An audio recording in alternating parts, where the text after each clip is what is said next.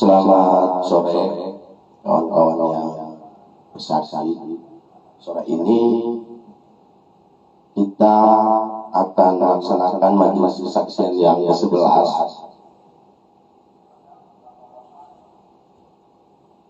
untuk menemani kita hari ini. Kita ada dua narasumber.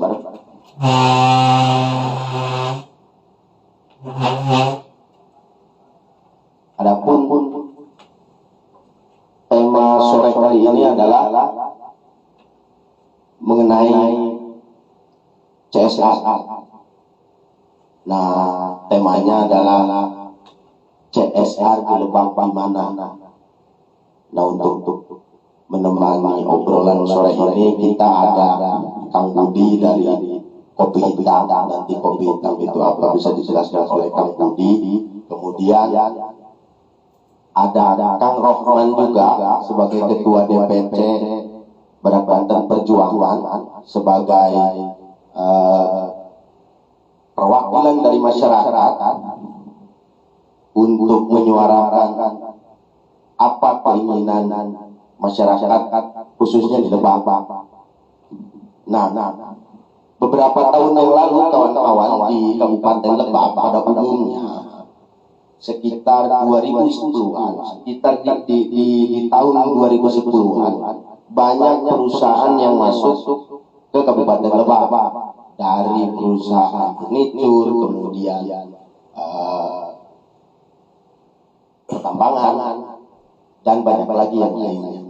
Nah, setelah 2010 hingga hari ini terjadi beberapa persoalan ekologi, persoalan sosial, dan lain-lain. Nanti mungkin bisa disampaikan oleh Kang Budi dan Kang Rohman persoalan apa saja yang terjadi, karena mereka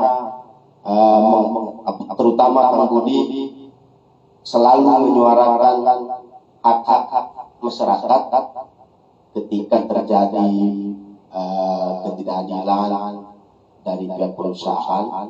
Untuk itu mungkin langsung saja kepada Kang Budi dari Kopi Hitam.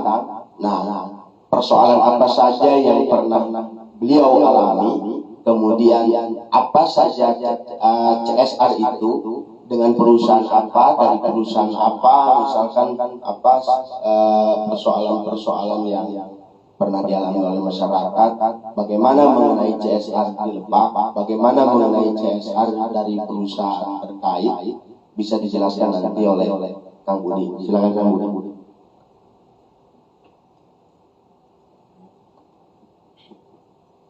Ya, baik, terima kasih moderator dan Pak Rohman dari Badan Perjuangan serta rekan-rekan audien yang hadir di sini. Perkenalkan, saya Budi Supriyadi dari komunitas peduli informasi lingkungan hidup dan pertambangan. Baik, jadi menyoal CSR khususnya di Kabupaten Lebak ini memang sangat menarik untuk dibahas. Kenapa menarik? Karena perkembangan Kabupaten Lebak saat ini semakin menggeliat. Banyak sekali industri ekstraktif dan non ekstraktif yang melakukan kegiatan usaha di Kabupaten Lebak. Nah, kebetulan Kopi Hitam itu kita komunitas masyarakat yang berada di Lebak bagian selatan di Kecamatan Baya dan sekitarnya. Nah, bicara CSR, kita harus paham konstruksi daripada CSR itu sendiri. Karena kadang-kadang pihak perusahaan ataupun pemerintah itu tidak melakukan proteksi atau tindakan-tindakan bagaimana CSR ini penerapannya maksimal. Kadang-kadang kita salah memahami bahwa CSR ini keluar berdasarkan Undang-Undang Nomor 40 Tahun 2007 tentang perseroan terbatas. Lebih khusus dijelaskan dalam pasal 74 bahwa perseroan terbatas itu disebutkan wajib melaksanakan tanggung jawab sosial dan lingkungan bagi perusahaan yang melakukan aktivitas sumber daya alam dan atau kegiatan yang berkaitan dengan sumber daya alam. Itu pondasinya. Yang pertama Undang-Undang 40 tahun 2007, dan yang kedua itu Undang-Undang 25 tahun 2007 tentang penanaman modal di pasal 15. Jadi setiap badan usaha yang melakukan kegiatan usaha harus berkomitmen melaksanakan tanggung jawab sosial itu. Nah, jadi dua fondasi ini kemudian diturunkan, terutama dalam Undang-Undang 40 tahun 2007 itu ada peraturan pemerintah. Nah, peraturan pemerintah nomor 47 tahun 2012 tentang tanggung jawab sosial dan lingkungan yang sering kita sebut di masyarakat itu CSR. Itu memang sangat sedikit pasal-pasal. Nah, kemudian di kabupaten-kabupaten di Indonesia merujuk terhadap dua konsideran itu atau dua dasar itu membuat perda. Nah, di Lebak berkaitan dengan hal tersebut adalah perda nomor 4 tahun 2016 tentang tanggung jawab sosial lingkungan perusahaan. Nah, jadi secara sanksi hukum tentang CSR ini juga dibagi dua. Nah, kalau perusahaan yang bergerak dalam sumber daya alam itu sifatnya wajib, normanya wajib. Nah, sanksinya itu diberikan berdasarkan dengan undang-undang yang berkaitan. Ya, dipakailah Undang-Undang 40 tahun 2007.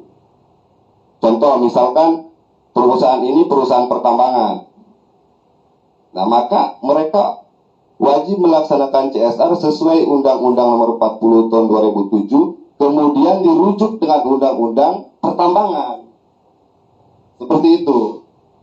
Nah, jadi sanksinya itu ya tadi berdasarkan peraturan perundang-undangan. Nah, kemudian isu yang terjadi di Kabupaten Lebak bahwa ada forum. Nah, kenapa perda ini dibuat? Perda Lebak itu dibuat dalam rangka manajerial pelaksanaan dan penerapan CSR.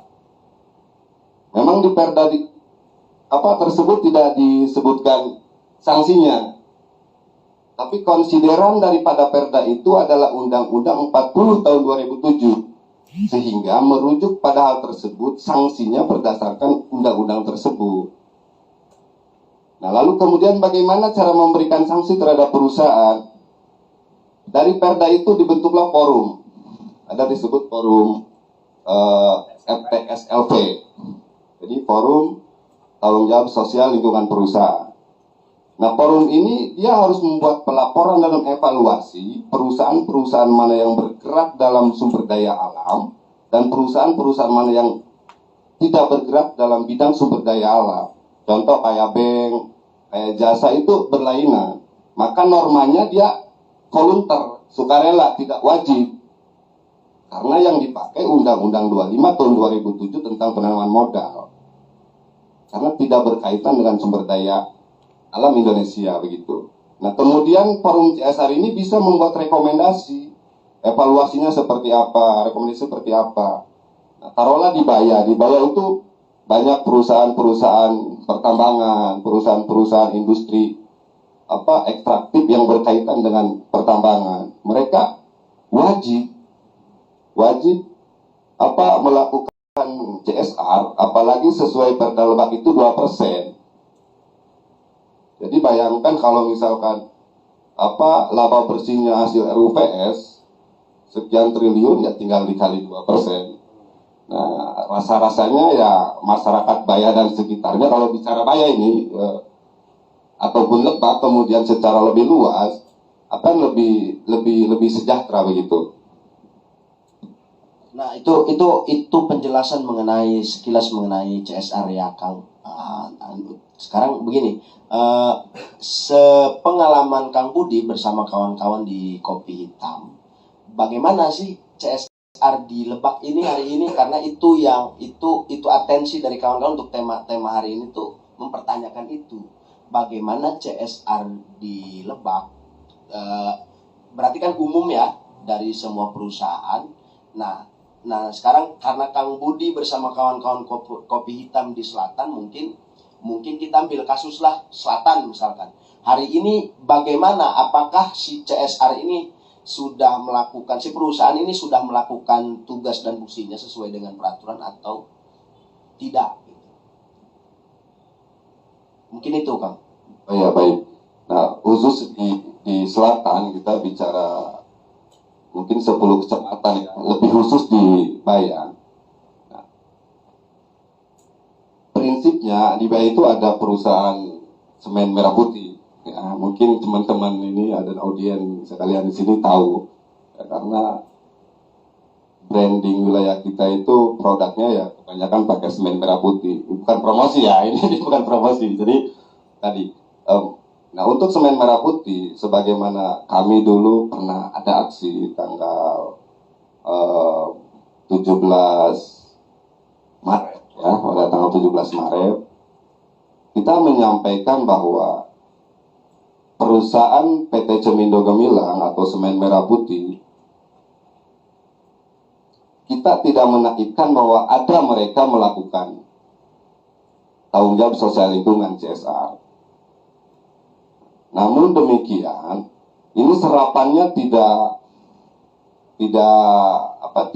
merata begitu. Kadang-kadang pihak perusahaan itu juga tidak punya schedule atau programnya. Padahal kan perusahaan harus punya, apalagi perusahaan yang berkaitan dengan sumber daya alam itu, mereka harus punya blueprint ya, atau bahasa kitanya itu dokumen PPM, pengembangan pemberdayaan masyarakat sesuai dengan peraturan Menteri SDM itu harus, memang ada, hanya saja penerapannya itu masih belum terbuka, dan seolah-olah perusahaan semen merah putih ini mengkotaksi, nah gitu. Padahal setahu kami di dalamnya banyak perusahaan. Nah contoh, di semen merah putih ini ada 3 perusahaan tambang yang diduga atau dapat dipastikan berafiliasi. Mereka memiliki hubungan eksklusif secara bisnis ya. Yang satu PT Lebak Energi Nusantara, itu tambang yang berada di Desa Pamubulan dan Bayah Timur secara konsesi dalam surat izin pertambangannya. Nah yang kedua ada PT Gama Group.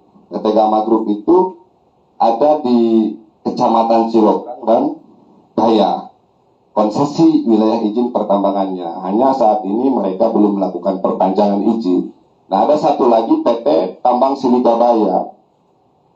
Nah mereka ini 3 perusahaan pertambangan menurut Undang-Undang 40 tahun 2007 ini wajib sifatnya melaksanakan TJSL atau tanggung jawab sosial lingkungan perusahaan, atau bahasa kita CSR.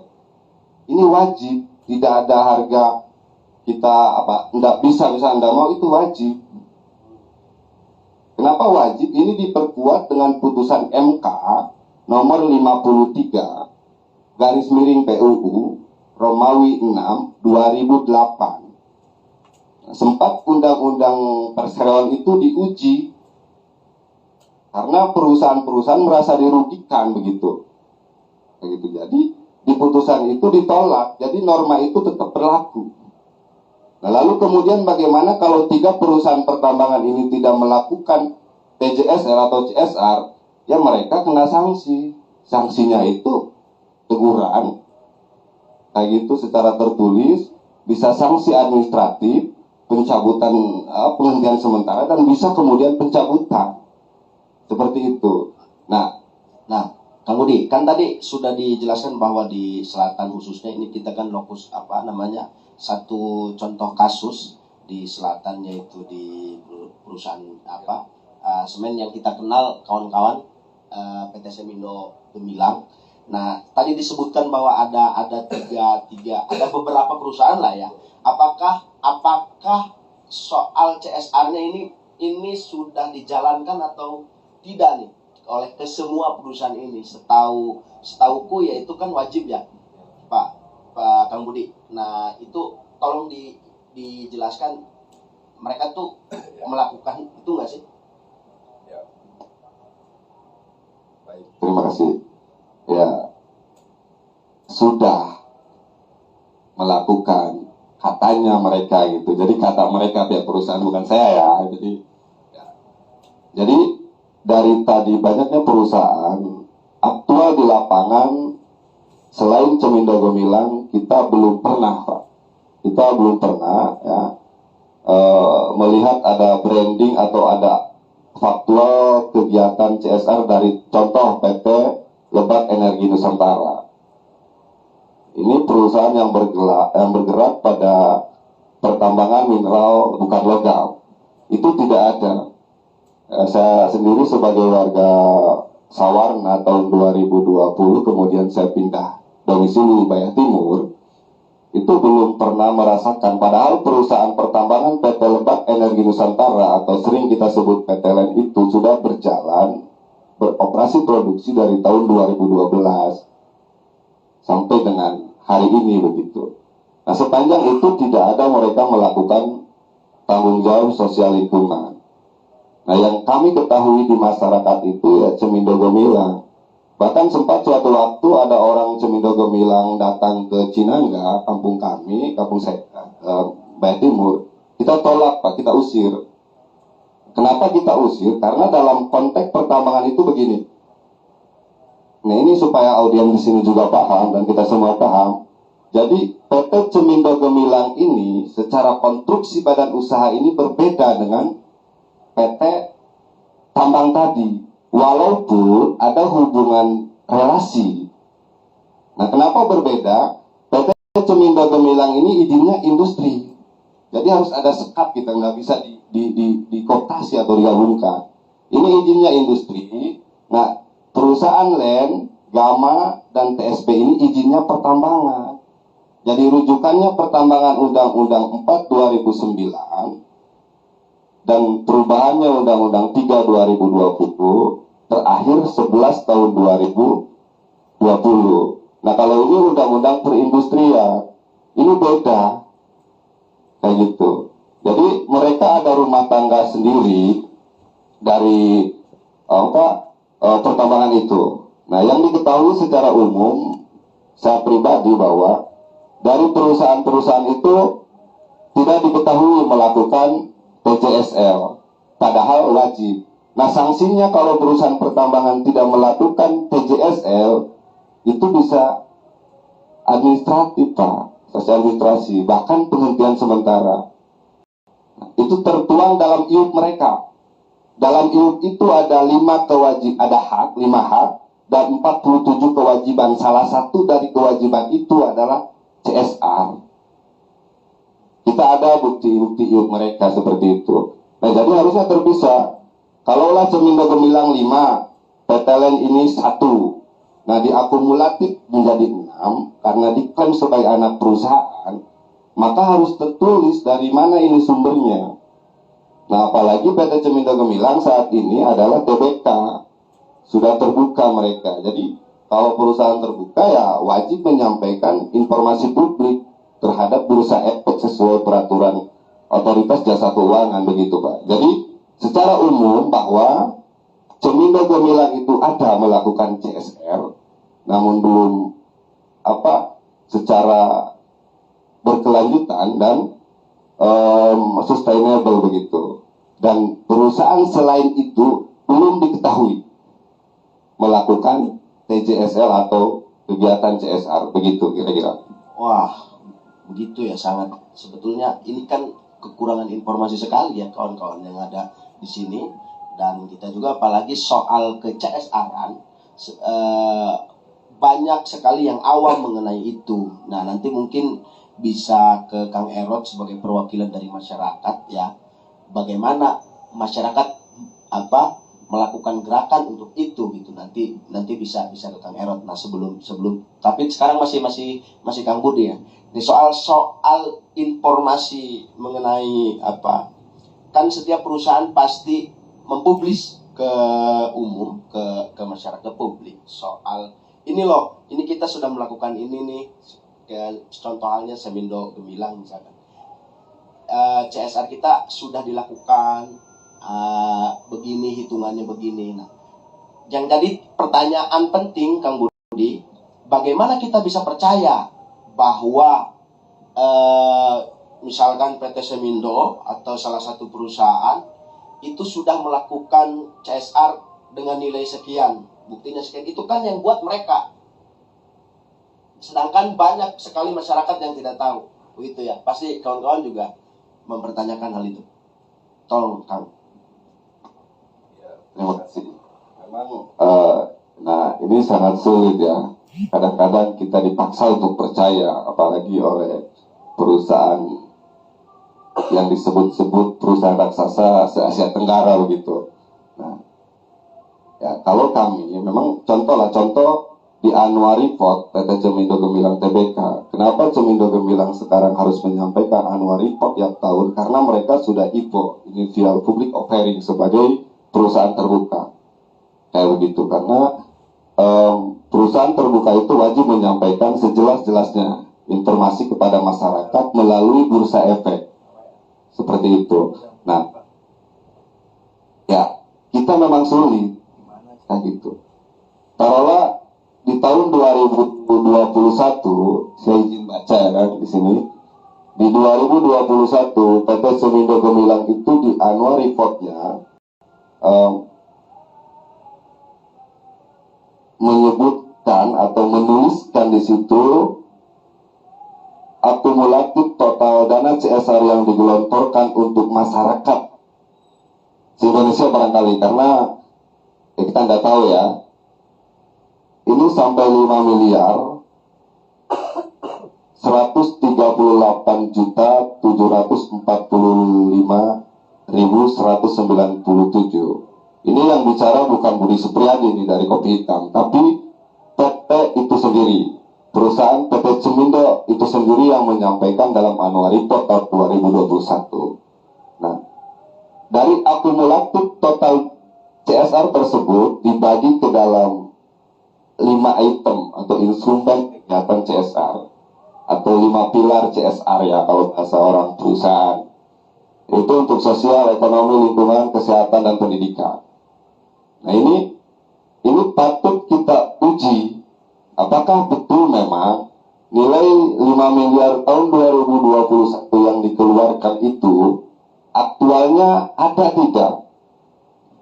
Ini contoh saya sebutkan kegiatan ekonomi.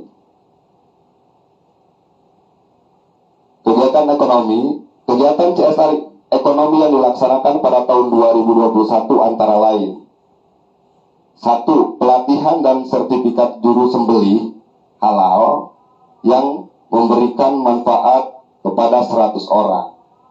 Nah, ya, sertifikat apa? Pelatihan dan sertifikasi juru sembelih halal. Ini sepertinya kurban ini, kayak Idul Adha lah. Nah, begini. Ini satu item ya, ekonomi. Satu item. Ya. Nah, nanti mungkin kita bisa masuk lebih dalam. Ya boleh. Kita bisa masuk lebih dalam soal ini, Kang Budi. Apakah memang soal CSR itu bebas untuk perusahaan? Karena ini juru sembelih nih. Ya. Juru sembelih maksudnya ini apa hubungannya? Apakah memang bebas seperti itu, boleh apa saja gitu? Apakah memang seharusnya ada hubungan? Kan ini juru sembelih dengan soal semen ini jauh sekali gitu. Apakah memang bebas seperti itu? Ya.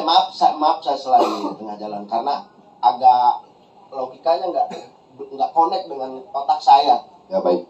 Nah, jadi tadi soal kita berarti tarik ke belakang. CSR itu prinsipnya boleh disetorkan anggarannya melalui pemerintah daerah. Yang pertama. Yang kedua, boleh dilakukan secara langsung terhadap masyarakat sekitar dampak atau sekitar industri tadi kegiatan. Nah, yang kedua-duanya ini kemudian dilaporkan melalui annual report untuk perusahaan TBK. Nah, seperti itu. Harusnya perusahaan itu dia punya apa, kalau bahasanya itu sejenis program lah, atau sistem information corporate plan seperti itu ya. Bahasanya apa sih? Boleh lah itu. Mereka harus punya program. Nah, program ini itu dituangkan dalam RKAP. Apa itu RKAP? Nah, Cemindo Gemilang itu harus punya RKAP, rencana kegiatan anggaran perusahaan yang setiap tahun harus mereka buat.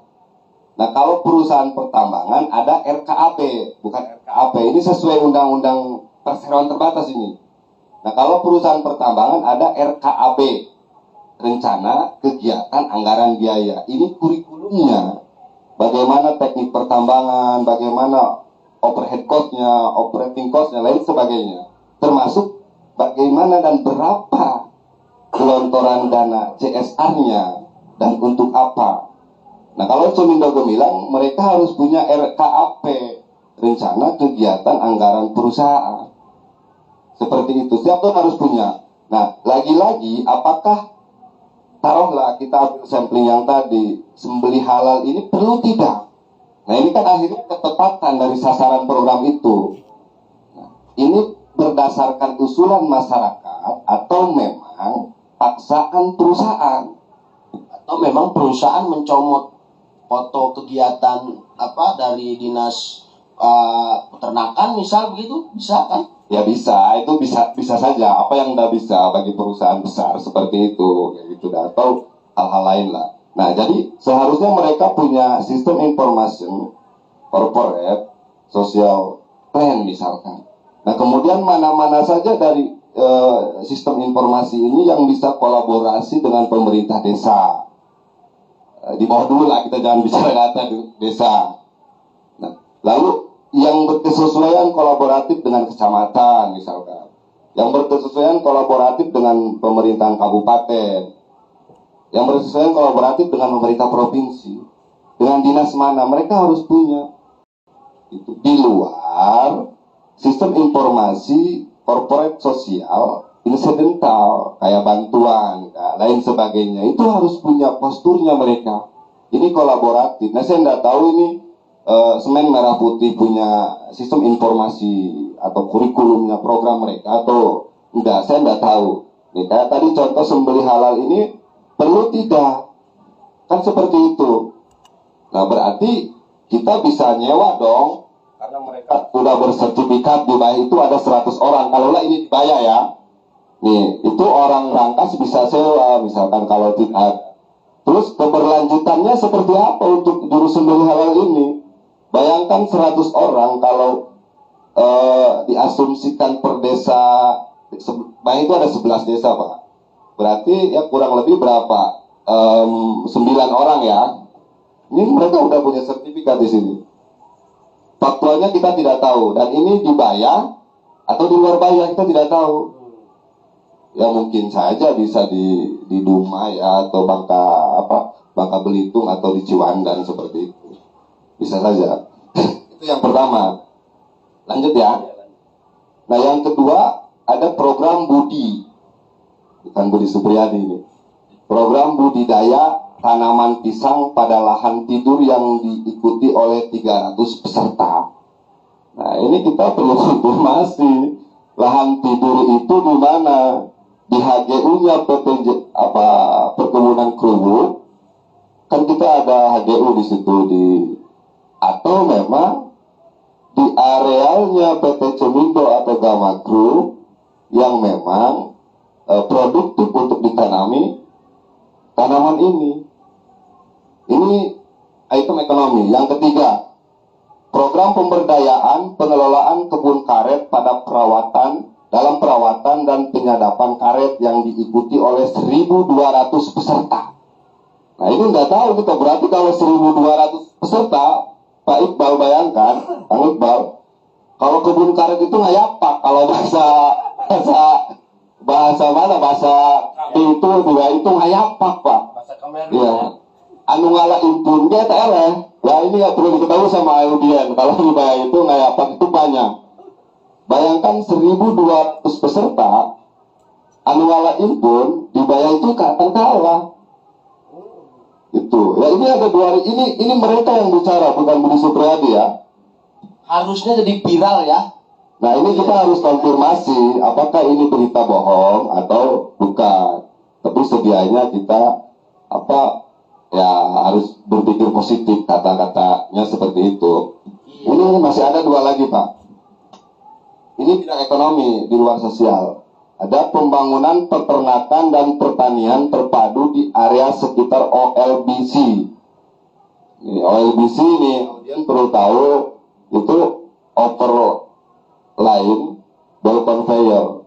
Jadi kalau di Ubaya itu ada kereta jalan itu ball conveyor untuk angkutan bahan baku dari Pamubulan sampai dengan ke pabrik itu OLBC. Jadi operating line ball conveyor, kayak begitu. Nah di sini katanya mereka itu membangun peternakan dan pertanian terpadu.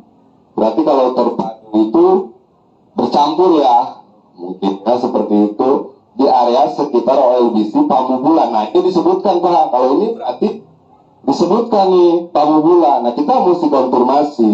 Nih kalau di sini audien kalian ada orang Pamubulan bisa lah nanti ditanya-tanya seperti itu. Ya. Kepada 100 orang Pak. 100 orang. Ya 100 orang. Nah ini skemanya kelompok kita nggak tahu dari 100 orang ini skema perkebunan peternakan ini kelompok atau bukan kayak gitu. Nah apakah hanya orang-orang yang di area lintasan bel conveyor atau memang secara menyeluruh di setiap RW yang ada di desa tersebut. Nah ini perlu dikonfirmasi. Yang terakhir kerjasama penjualan kue basah. Nah, itu sejenis kalau di kita Pak, kalau di ya Pak Roman kalau di Baya itu apem kayak papai kayak gitu, terus pasung ya, ini pasung nih. Kalau di sini ada yang tidak di luar orang Sunda ya, kalau itu kue basah yang dibuat dari terigu ya kayak seperti itu. Untuk keperluan makanan tambahan karyawan. Nah, berarti kalau untuk keperluan makanan tambahan karyawan ini kemungkinan bersifat sustainable, Pak. Ya. Dari UMKM pangan kelompok perempuan dari 3 desa. Mana aja tuh 3 desa tuh? Di sini tidak disebutkan, Pak. 3 desa dengan 200 orang penerima manfaat. Berarti per desanya itu 30 lebih ya. 30 lebih. Ini karena untuk keperluan karyawan berarti sifatnya ini continue Pak, sustainable gitu. Nah kita nggak tahu nih desa Dharmasari, Pamubulan, Bayah Barat, Bayah Timur kita nggak tahu. Ini harus dikonfirmasi. Nah kemudian apa ini secara aktual betul atau memang hanya tulisan yang pada umumnya semua orang bisa seperti itu Pak. Ini baru satu item, ada pendidikan, ada ekonomi, mereka jelaskan semua untuk tahun 2021, baik. Ya, boleh itu Pak Budi. Ini nanti, nah mungkin itu nanti bisa dicek oleh kawan-kawan Kopi Hitam dan nanti mungkin ada beberapa kawan-kawan dari Sangga Buana dan mahasiswa dari kesehatan juga untuk mengecek. Karena begini, setauku, selogikku soal CSR itu, ini logika sederhana aja ya Kang Budi, Kang Erot, bahwa tindak lanjut dari perusahaan terhadap lingkungan sekitar yaitu keterdesakan masyarakat akibat dari aktivitas perusahaan itu tersebut, mau itu perusahaan yang memproduksi cangcut kah atau produksi semen kah, ketika memang ada dampak, ada efek dari kegiatan atau aktivitas perusahaan yang merugikan masyarakat secara psikologis ataupun tidak, itu langsung bergegas untuk menyelesaikan persoalan itu, persoalan apapun itu. Setauku sederhananya begitu ya, Kang. Nah, Mungkin sekarang kita bergeser pada Kang Rohman dari perwakilan masyarakat karena dia ketua Ormas Badak Banten Perjuangan yang mestinya memang berada di garis depan untuk membela masyarakat. Mestinya, dan kita tanya apa yang sudah kawan-kawan dari Badak Banten Perjuangan DPC Lebak yang sudah dilakukan untuk masyarakat terkait persoalan-persoalan yang terjadi di masyarakat dalam tanda kutip yang merugikan akibat aktivitas perusahaan. Kemudian juga ada beberapa hal yang tadi perlu dikonfirmasi menurut Kang Budi. Nah, kira-kira ke depannya kawan-kawan Badak Banten Perjuangan ini mau seperti apa? Begitu Kang Rohman, karena ya sekarang ini masyarakat di kita hanya bisa mengumpat di belakang ketika terjadi sesuatu yang diakibatkan oleh perusahaan apapun itu, sekecil apapun itu, mereka hanya mengeluh, kemudian keluhan-keluhan tersebut hanya dimanfaatkan oleh beberapa orang tertentu. Mungkin itu, Kang. Baiklah. Assalamualaikum warahmatullahi wabarakatuh. Perkenalkan, nama saya Rohman. Sangat bahagia sekali hari ini saya diundang oleh teman-teman dari Sangga Buana Institute untuk mengawinkan pikiran, barangkali begitu ya, Kak Iqbal ya. Pikiran kita kawin kemudian menjadi sebuah nutrisi pergerakan dan perjuangan untuk pemerintah daerah Kabupaten Lebak. Tadi sudah jelas sekali narasumber yang pertama bicara tentang CSR by data gitu ya, sudah sangat jelas. Bahkan jujur saya baru tahu kalau CSR-nya daripada PT Semindo Gemilang salah satunya adalah latihan juru sembelih. Saya pengen, gak apa-apa ya tertawa ya. Karena itu adalah canda dan tawa. Jadi kita memaknai CSR. Pertama, saya ingin menyamakan persepsi bahwa kadang kita memaknai CSR itu sebagai itikat baik sebuah perusahaan atau sisi baik daripada perusahaan yang dilakukan terhadap masyarakat. Tapi tentunya itu sudah dibahas oleh Kang Budi tadi bahwa CSR itu adalah amanahnya undang-undang daripada Undang-Undang 2007. Kalau sudah berbicara amanah undang-undang, berarti sudah ada ketika dilanggar, ada konsekuensi hukumnya, Kang Budi ya. Tapi kalau kita bicara tentang CSR, bicara di Kabupaten Lebak dan dibatasi pada sektor pertambangan misalnya, saya sih berpikirnya sederhana. Bicara Kabupaten Lebak, bicara 28 kecamatan.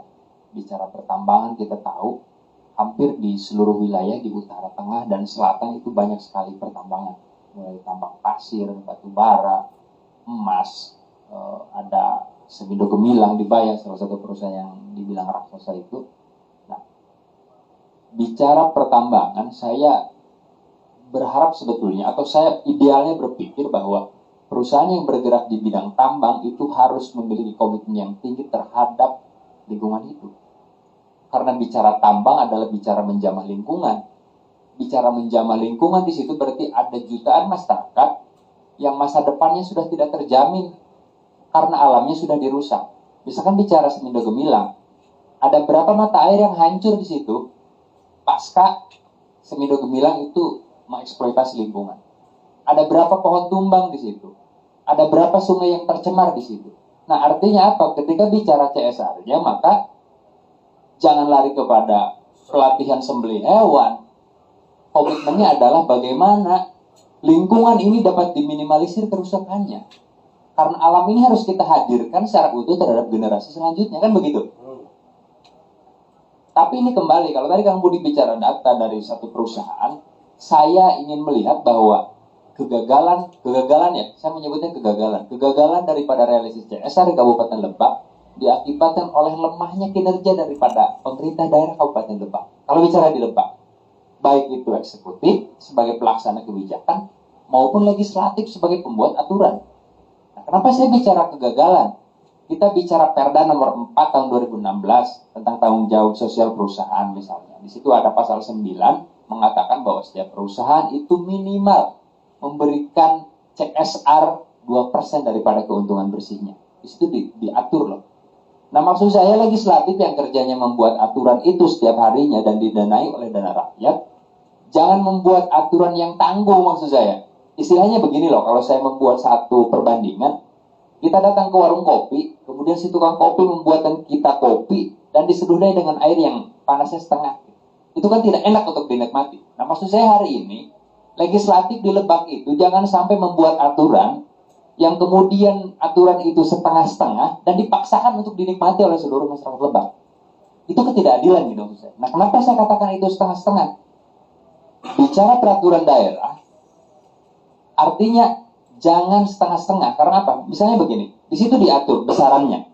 Ya diatur juga bagaimana perusahaan itu agar realisasi CSR ini terstruktur. Nah, artinya apa? Jangan langsung oleh perusahaan terhadap penerima. Kan di Lebak sudah ada apa yang disebut dengan forum TSLP atau forum CSR Kabupaten Lebak. Pelaporan CSR-nya sudah berbasis online. Nah, maksud saya bagaimana relasi CSR-nya disatu pintukan. Dibuat ada di pemerintah daerah yang nanti itu akan merealisasikan terhadap masyarakat.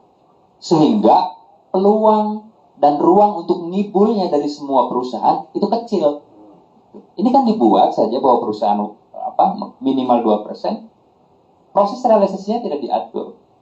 Kalau kita bicara Cilegon kan diatur satu pintu di forum CSR, sehingga pemerintah daerahnya bisa memprioritaskan apa yang harus dibangun, kan begitu, dari sisi infrastruktur, misalkan apa yang harus dihijaukan, hutan mana dulu, kan begitu, mana masyarakat yang harus dibantu pendidikannya, kan begitu, sehingga kehadiran CSR ini dapat dirasakan. Nah, sekarang di Lebak kalau kita bicara CSR, kita bicara tadi 5 miliar tahun 2021. Saya adalah orang pertama yang tidak percaya terhadap itu. Kalau itu di Lebak, ya mana yang sudah dibangun gitu maksud saya. Ya bicara Bayak tahun 2005 itu yang hutannya masih sejuk kan, lautnya masih biru, udaranya masih segar, impunnya banyak, ikan layurnya banyak. Hari ini itu sudah hilang. Nah, apa tindak lanjut perusahaan sebagai pertanggungjawaban? Karena mereka sudah membawa miliaran dolar kali ya keuntungannya. Itu kan harus ada timbal balik. Nah, artinya apa? Karena di sini ada kepentingan, ada kewenangan pemerintah,